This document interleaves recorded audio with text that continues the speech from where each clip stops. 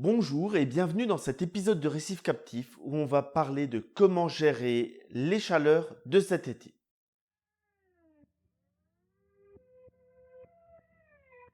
Les beaux jours arrivent à grands pas et avec eux les chaleurs estivales. La température normale pour nos bacs est d'environ 25 degrés. On peut tolérer une courte montée à une trentaine de degrés, mais pas plus de quelques heures. Et à 32 degrés, malheureusement, les bactéries vont commencer à mourir et nos coraux vont souffrir. Pour certains, mourir eux aussi. Il faut donc se préparer avant pour ne pas se faire surprendre. Plusieurs éléments vont nous aider à ne pas surchauffer notre eau. Dans un premier temps, avoir une pièce tempérée. Si dans la maison il fait bon, dans le bac, ce sera super. Par contre, si dans la maison il fait trop chaud, votre bac lui aussi il aura chaud. Ensuite, avoir un éclairage qui ne chauffe pas trop.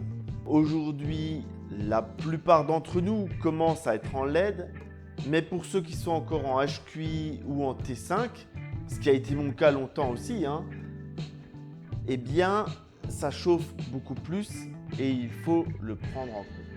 Pour la pièce, une bonne aération le matin, des fenêtres qui sont occultées par l'extérieur l'après-midi quand le soleil cogne dessus, permettent de limiter la prise de chaleur de la pièce. Les HQI et T5 chauffent plus que des LED. Il peut alors être intéressant de les monter un peu plus pour avoir plus d'air entre l'ampoule et le bac et décaler l'éclairage pour éclairer le bac la nuit où il est plus simple d'éliminer la chaleur.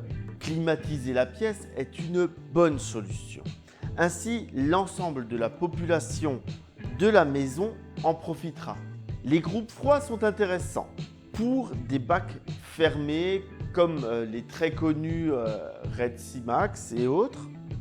Ils vont échanger les calories de l'eau avec l'air de la pièce où ils se trouvent. Ils peuvent donc devenir gênants en chauffant l'air de la pièce.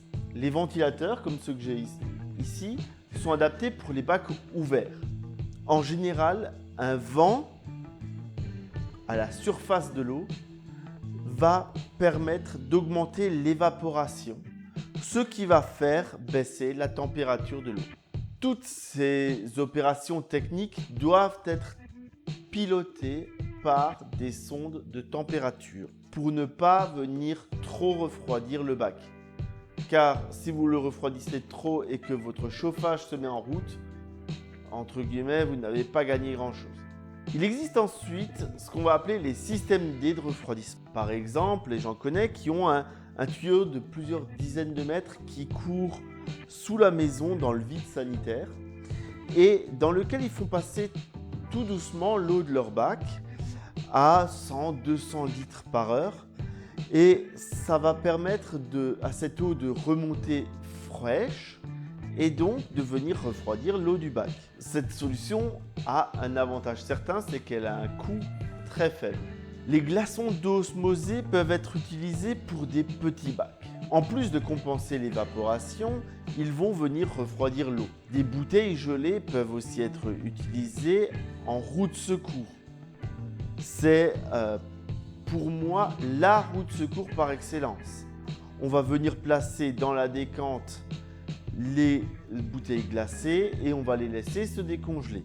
Pourquoi pas dans le bac pour éviter de venir refroidir les poissons. Comme à chaque fois, chacune de ces solutions est bonne et ce sera à vous de trouver celle qui est la plus adaptée à la maintenance de votre bac. Moi, comme vous l'avez certainement vu dans d'autres vidéos, j'ai un contrôleur ATC 800 qui vient piloter une rampe de ventilateur. Je fonctionne comme ça depuis toujours et pour l'instant, je n'ai jamais eu de soucis de température. J'espère que ça vous a plu, que maintenant vous êtes prêts pour les chaleurs de cet été. Je vous dis à bientôt pour un nouvel épisode de Récif Captif. Si vous avez des questions, n'hésitez pas à les poser, je serai ravi de vous répondre.